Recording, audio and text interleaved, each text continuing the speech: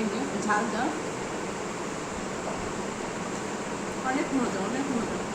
এতদিন দেখছি, এখন নিজে করে খেয়ে দেখলাম, আসলে মজা। এখন সে ভেজে রাখা মাংসগুলো সব দিয়ে দিব।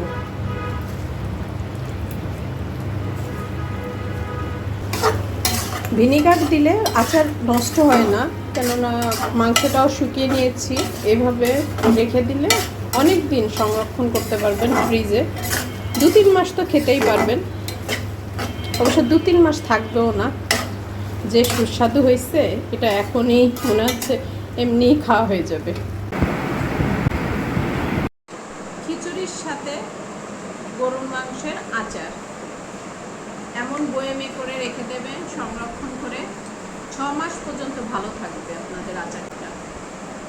তো আমি একটু খেয়ে দেখি। বাবা ব্যথা হয়েছে পায়। এই যে ছোট ছোট টুকরা,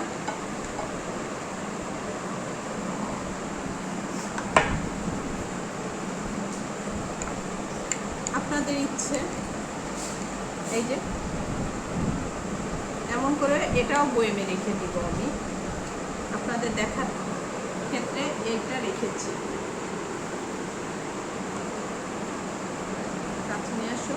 এই যে এত, এই যে রসুনটা একদম সফট, মাংসটা এই যে ছিঁড়ে যাচ্ছে।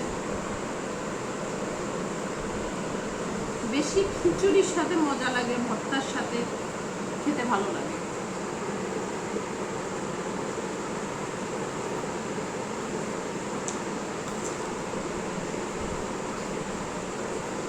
কাঁচা পেঁয়াজ খেতে অনেকের খারাপ লাগে, কিন্তু আমার ভালো লাগে।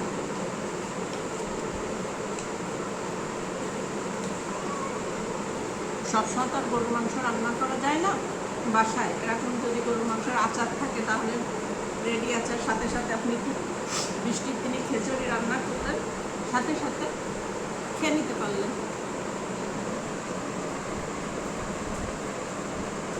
সব দেখছেন আঙুল দিলে হয়ে যায়।